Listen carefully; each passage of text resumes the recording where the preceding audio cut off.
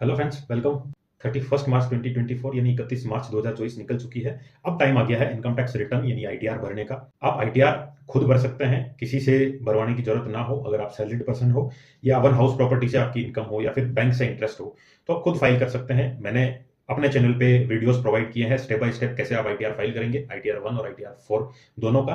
ऊपर आई बटन में लिंक दिया हुआ है, नीचे डिस्क्रिप्शन में लिंक दिया हुआ है, वहां देख सकते हैं। आज के इस वीडियो में मैं डिस्कस करूंगा आईटीआर फाइल करने जब आप बैठते हो तो उसके लिए क्या क्या डॉक्यूमेंट्स चाहिए, क्या क्या प्रूफ आपके पास चाहिए, ताकि आपको बार बार वो रिकॉर्ड्स नहीं खंगालने पड़े कि कहां से ये इन्फॉर्मेशन डालूं, कहां से ये इन्फॉर्मेशन डालूं। जो मैं एक लिस्ट बता रहा हूं वो सारी डिटेल्स अपने पास संभाल के रखें। उसके बाद आईटीआर भरने के लिए बैठे तो सारी इन्फॉर्मेशन वहां आप इजीली भर सकते हैं। मैं स्टार्ट करता हूं। फर्स्ट है पैन नंबर या पैन कार्ड, जहां आप यूजर आईडी आपका पैन नंबर यूज होगा लॉगिन करते टाइम। उसके बाद बैंक स्टेटमेंट। बैंक स्टेटमेंट में आप ये देख सकते हैं कि आपका सेविंग बैंक अकाउंट से या पोस्ट ऑफिस से या किसी भी फाइनेंशियल इंस्टीट्यूट से कोई इंटरेस्ट आया है तो उस इंटरेस्ट का आपको उस आईटीआर में जिक्र करना होगा। आईटीआर में वो इंटरेस्ट शो करना होगा कि ये इतना मुझे इंटरेस्ट के रूप में इनकम हुई है। और उसे आप सेक्शन 80 टीटीए में छूट भी ले सकते हैं। 10,000 रुपए तक अगर आपको इंटरेस्ट मिला है तो उनकी छूट मिल जाएगी, आपकी इनकम में जरूर जुड़ेगा, लेकिन 10,000 तक की वहां छूट मिल जाएगी। इसीलिए आपको बैंक स्टेटमेंट भी संभाल के रखना है, उसमें जो भी इंटरेस्ट मिला है आपको वो यहां डालना है। थर्ड ऑप्शन है टैक्स सेविंग सर्टिफिकेट्स, यानी आप टैक्स सेविंग के लिए क्या क्या कर रहे हैं। आपने टैक्स सेविंग के लिए पीपीएफ करवाया है या कोई म्यूचुअल फंड लिया है या कोई भी आपने ऐसा इन्वेस्टमेंट किया है जो कि आपको डिडक्शंस दिलवाता है इनकम टैक्स में, वो सारे प्रूफ्स आपको संभाल के रखने हैं ताकि आप जब डिडक्शंस क्लेम करें उस टाइम वहां एंटर कर सके कि ये मेरे डिडक्शंस है। नेक्स्ट है फॉर्म 16 यानी फॉर्म 16। एक सैलरीड पर्सन के लिए फॉर्म 16 है, बाकी अदर के लिए फॉर्म 16 है, 16B 16C होते हैं। आप सैलरीड पर्सन है तो फॉर्म 16। और आप देखा जाए अगर आपके पास फॉर्म 16 अवेलेबल नहीं है, आप तक फॉर्म 16 नहीं पहुंचा है, तो आपकी जो सैलरी स्लिप है पूरे 12 महीने की सैलरी स्लिप डाउनलोड कर लीजिए और उससे आप कैलकुलेट कर सकते हैं कि आपकी टोटल और ग्रॉस टैक्सेबल इनकम कितनी है। उससे आप आईटीआर फाइल कर सकते हैं। टीडीएस सर्टिफिकेट, आपके एम्प्लॉयर ने आपका कोई टीडीएस या टैक्स काटा है तो वहां उस सर्टिफिकेट में शो कर जाएगा कि इस इंडिविजुअल का इस फाइनेंशियल ईयर में इतना टैक्स कटा है। जब आप आईटीआर भरोगे तो वहां वो शो करेगा कि आपका इतना टैक्स बनता है। उसमें से आपका जो टीडीएस सर्टिफिकेट में वो लिखा हुआ रहेगा कि कितना आपने टैक्स पहले से पे कर दिया है, तो वो उसमें से माइनस करोगे। उसके बाद जो टैक्स लायबिलिटी रहेगी वही आपको टैक्स पे करना है। Form 26S।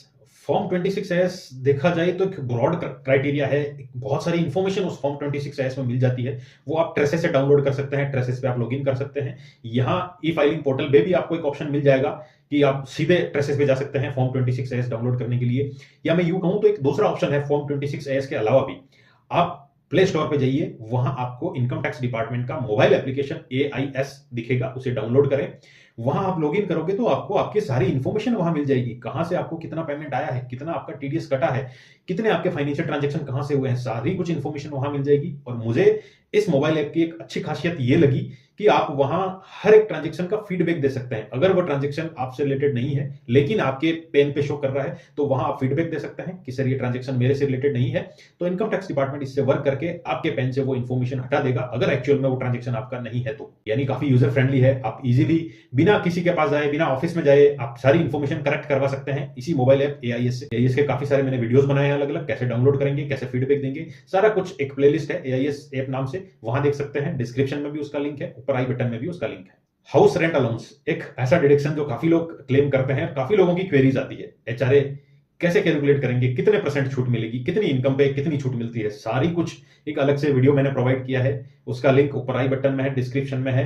चाहे आप सैलरीड पर्सन है जिसकी सैलरी में HRA का कंपोनेंट है, चाहे आप ऐसी जॉब करते हैं जिसमें HRA के रूप में आपको कोई भी पैसा नहीं मिलता, फिर भी आप HRA की हाउस रेंट अलाउंस की छूट ले सकते हैं। कैसे लेंगे वो उस वीडियो में आपको मिल जाएगा। आप अपने फादर, मदर या वाइफ के घर में रह रहे हैं और वो डिडक्शन क्लेम करना चाहते हैं तो वो भी आपके पास ऑप्शन उस वीडियो में मिल जाएगा। आप पूरा वीडियो वो देखिए जिसका लिंक आपको आई बटन में दिख रहा है। और मैं ये एक चीज साफ तौर पे कहना चाहता हूं, आपके फ्यूचर में कोई भी प्रॉब्लम ना आए, फ्यूचर में इनकम टैक्स डिपार्टमेंट से आपके पास कोई नोटिस या कॉरेस्पॉन्डेंस हो तो आप उसको जस्टिफाई कर सके, उसका जवाब इजीली दे सके, उसके लिए आज ही संभल के रहिए। अगर आप HRA की छूट ले रहे हैं तो आप रेंट एग्रीमेंट संभाल के रखें। जिस किसी के भी यहाँ रेंट पे रह रहे हो वो रेंट एग्रीमेंट संभाल के रखें, उसको जो रेंट रिसिप्ट ली है उससे वो संभाल के रखें। और आपने जो ट्रांजैक्शन किए हैं रेंट के लिए, चाहे इलेक्ट्रॉनिक मोड में हो चाहे कैश में हो, वो सारे ट्रांजैक्शन अपने पास संभाल के रखें। और अगर 1 लाख से ज्यादा का आपने पेमेंट किया है रेंट के रूप में ऑनर को, तो ऑनर का पैन कार्ड भी अपने पास रखें। अभी मान लीजिए आईटीआर प्रोसेस करते टाइम आपसे इनकम टैक्स डिपार्टमेंट नहीं भी पूछे कि ये कैसे आपने फाइल किया, इतना डिडक्शन कैसे लिया। लेकिन फ्यूचर में कभी नोटिस आ गया तो ये जवाब देना भारी पड़ जाएगा। इसके लिए अभी से ये चीजें संभाल के रखें, रेंट एग्रीमेंट, रेंट रिसिप्ट और उनके ओनर के पैन नंबर, अगर 1 लाख से ज्यादा का पेमेंट कर रहे हैं, ये सब आपकी सहूलियत के लिए है। और एक चीज, आईटीआर फाइल करने बैठो तो वो आपके पास मोबाइल होना चाहिए जिसपे आधार ओटीपी इनेबल्ड है आपके पेन से, यानी आपके आधार पे जो ओटीपी जाएगा उसी से आप आईटीआर फाइल करने के बाद जब वेरीफाई करोगे रिटर्न, तो उस टाइम पे आधार पे ओटीपी जो जाता है मोबाइल पे वहीं जाएगा। उसको एंटर करने के बाद ही आपकी आईटीआर फाइल की भी मानी जाएगी। जब तक आप वेरीफाई नहीं करोगे आईटीआर को तो वो भरी भी नहीं मानी जाएगी। अब आईटीआर से रिलेटेड काफी सारे वीडियोस हैं, आईटीआर 1, आईटीआर 4 सारे आपको मेरे चैनल पे मिल जाएंगे। ज्यादा से ज्यादा लोगों तक शेयर करें ताकि खुद वो आईटीआर भर सकें, इन्फॉर्मेशन ज्यादा लोगों तक पहुंच सके। आपकी कोई भी क्वेरी है इनकम टैक्स से रिलेटेड, आप आईटीआर में कोई क्वेरी है आपकी कि आईटीआर में नहीं भर पा रहा हूं, या मुझे ये इशू आ रहे हैं, क्या मैं डिडक्शन ले लूं, कैसी भी क्वेरी हो इनकम टैक्स से रिलेटेड, वो आप कमेंट सेक्शन में डाल सकते हैं, मैं जरूर उसका जवाब दूंगा।